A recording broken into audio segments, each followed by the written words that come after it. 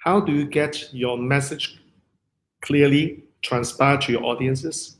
Many times when I work with people, they have an idea of what they can say and how they can say it. But it's just that when they're speaking in front of the room, somehow that didn't work. Hi, my name is Jack, and in this very quick video, I want to talk about how you are able to speak in front of the room confidently, and most importantly, be clear with the message so that your audiences are able to understand and embrace the opportunities at the end if you decide to make an offer. So I just came back from Kuala Lumpur, and that was just yesterday. I've spent 11 days in Kuala Lumpur, and one of the highlights in Kuala Lumpur is to conduct this program with David, my partner, Ultimate Speakers Program, USP in short. And I got very interesting feedback about how someone is able to speak in front of the room, have their programs ready in such very simple short period of time. And quite frankly, I love the idea, the spirit of USP, because how many of you actually have been to other programs whereby you have no idea what the person in front of you, the presenter, is talking about? And how many of you also have been to seminars, workshop, trainings, but the first thing that comes out from the trainer's or speaker's mouth is "Good morning, everyone. How are you today?" It doesn't really inspire. And I've also seen people who have gone for several training programs. They kind of like model what the trainer has taught them. So how many of you, and how many of you, and how many of you, they say, "Oh my God," it's just too robotic. So part of the USP, I would say that the objective is not to train robots. I don't want to train robots actually becoming robotic or conduct robotic presentation, because we have enough robots right now. Yeah, that's true, right, Charles? Isn't it true? But how many of you, how many of you, how many of you? It's not supposed to be the way training works. I just show you what happened. I'm now in Institute of Singapore Chartered Accountants, and I've just finished day one of my advanced GST program. So you may ask, like, advanced GST, are you conducting a taxation program? Yes, of course. I'm a tax practitioner for 25 years, in case you don't know. And I just want to show you the flip charts that I've drawn. Just look at this. See? This is the way to train tax. Like, I have a question for you. If you're watching this live, like Charles is watching live, I believe, like, ask yourself, like, have you been to such a training program that is technical? Okay, I dropped a water bottle here. So that's technical. And the trainer simply flash power slides 1, 2, 3 for the whole day. The trainers flash like 100 slides, and eventually what happened? You fall asleep. It's not cool. So I said, well, that's not the way to train, because Lessinger, my teacher, taught me it's not what we train, but how we train it. So I said, well, why not I incorporate this type of training that I learned from Blair to do something like this at the back. You see, for the whole day, I'm just consolidating all my ideas, all my life's work into these flip charts. And towards the end of day one, when I asked the participants to give me some sharing of the biggest takeaway, they said, I love the flip charts. I love you condense your technical information into this simple process. And I found that it works. I've been doing this for so many years. I'm the only one in Singapore who is a tax practitioner training this style. Why? Because it's a matter of practice. It took me a long time to master this. It's not like this comes from nowhere, or it's just like, wow, I learned from other people. Not really. I actually spent a lot of time mastering these skills, which is the reason why I'm very passionate in this type of training. It's kind of like telling me, wow, how I can do something, how I can do my presentation in a different format. It's no longer a classroom environment where I'm just flashing all the slides, making people asleep. What's the point of coming for a training and the participants are falling asleep? It doesn't work. So part of the Ultimate Speakers program that I created, and I've just trained first batch in Kuala Lumpur, is to help participants to, number one, design a program that is engaging, that's entertaining, and highly interactive. And what's the word really?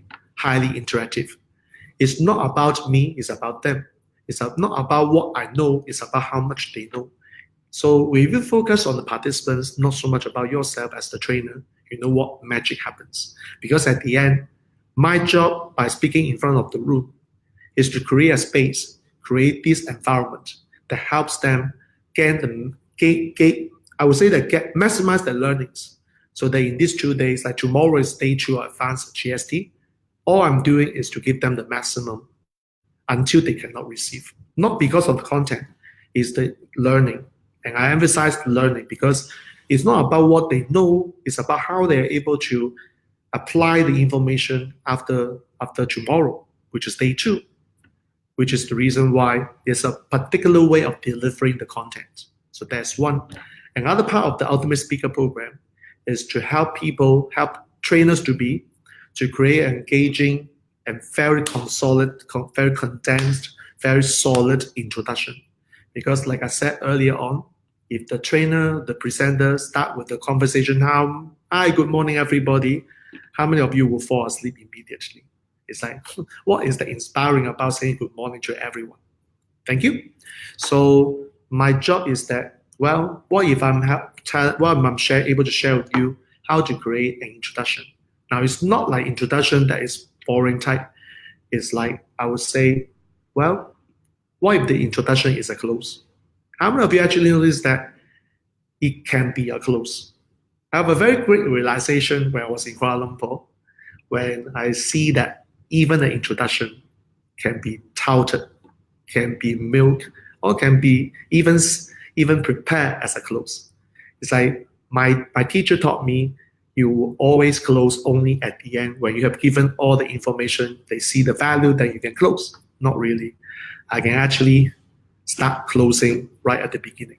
So you see that Arthur, Wesker, these are people commenting right now. So thank you, and I'm going to see you guys very soon. After this, I'm going to your place to meet you guys. So all I'm saying is that introduction can be a close, and you do not close at the end of the presentation. You close at the beginning, even before you stand on stage or you speak in front of the room. It can be a close. So profound, but it's so interesting.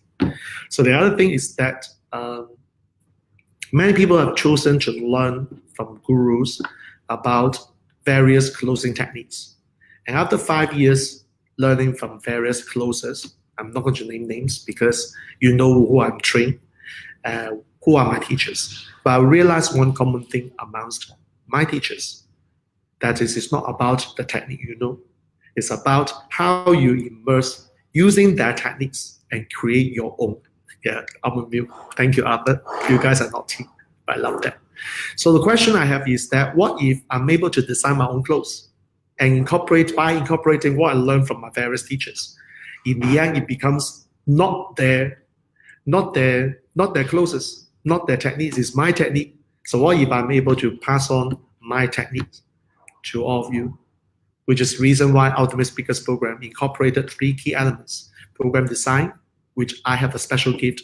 You like it or not, I have a special gift to create programs just like that. I've been doing this again and again for myself and for other people. I have my unique way of closing. I have my unique way of doing introduction. So these are the 3 things that I believe are the highlights of USP. And what if I share with you how to use flip charts in such a way that even for tax program, even for GST, goods and services tax, can be trained this way. So this is why I believe flip charts is magic. How do I create flip charts? How do I have 600 flip charts? And by just share with you, I do not have only 600 flip charts. I actually have more. Why? Because I can create flip chart on the spot.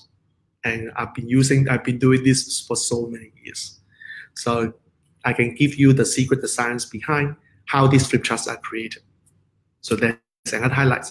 So finally, what if you want to learn how to create world-class events? What if you want to learn how to actually arrange the seats? So again, just example here. So right now in this room, today is not a big class. It's like, are we talking about like 7 people? Well, partly because it's a peak period for tax. I mean, you have to understand. It's not because I do not want a big crowd. It's just this period, people are busy with tax work, audit work, accounting work. And these people are actually practitioners. They are not public people. They are actually professionals. It takes a lot of effort for them to come to attend 2 days classes with me. It's very difficult. So what happens is that you can see that they're actually sitting in what we call the classroom arrangement. Not really classroom, not lecture style, but even for tests, I'm actually asking them to sit in clusters, which is what I'm doing in my USP as well. So for those who have been to USP, I mean, I see Wesker here, Diane here, Arthur here. You can see that even for USP, I train this way. So for tax, I'm training this way too. So if you don't believe me, again, let me give you the proof. I'm here. I'm the Institute of Singapore Chartered Accountant. I'm going to the place soon to meet Arthur Wesker. So you see the flip charts at the back. Okay, you can see the tables and cluster arrangement. So I'm not kidding you. That's actually my way of training my stuff, whether it's technical, whether it's professional subject, or whether it's just other topics. Okay, so what if you are able to create a world-class event, knowing how to run logistics, knowing how to set your room up for success, not for failure? What if you are able to learn how to arrange the tables in such a way that you can create maximum learning for your participants? What if you know how to ask questions to elicit response? So a lot of things that happen in Ultimate Speakers Training, I believe is things that most people need. I don't know whether you need this, so I'm just having this conversation. So all I'm asking is that in the last few days, you have been hearing on my Facebook, I talk about USP, and I'm sorry to say this, I do not want to offer USP in Singapore, in case you are from Singapore, because one, it's slightly expensive to rent a room here. I feel more connected and I feel more aligned if USP is to be run in Kuala Lumpur. So probably in the second half of the year, I anticipate second batch of USP will be run in Kuala Lumpur. So what do I do with this video? Well, I'm still thinking what to do in terms of call to action. But let me just say this. What if you just comment USP below? If you type USP, I'm happy to ask my team to send some of the information about what is USP and how you can take advantage of USP. Yeah, so KL, my choice. I love KL a lot, and I think KL is the place. Okay, so to comment USP, I'm happy to ask my team to send you the information. I guess this would be the call to action I have right now for all of you. Until then, hope that you learned something from this video, Facebook Live. And I'm going to meet my partner David and the team. For those who don't know, we have a video hero preview in Singapore tonight at 7 p.m. So if you happen to watch this video, this is 5:17 p.m. right now. If you happen to be in Staff Center or you are able to be at Staff Center, 7 p.m. is David Truss Video Hero Preview. I'm going to join him later on. Okay, so that's all for it. That's all about it. And I will see you in another video. And thanks for all the people commenting, USP, I love that. Okay, so no questions. I think there's no question. All of you are actually watching, right? So no question. I will see you in another video. Wong here signing off now. All good wishes.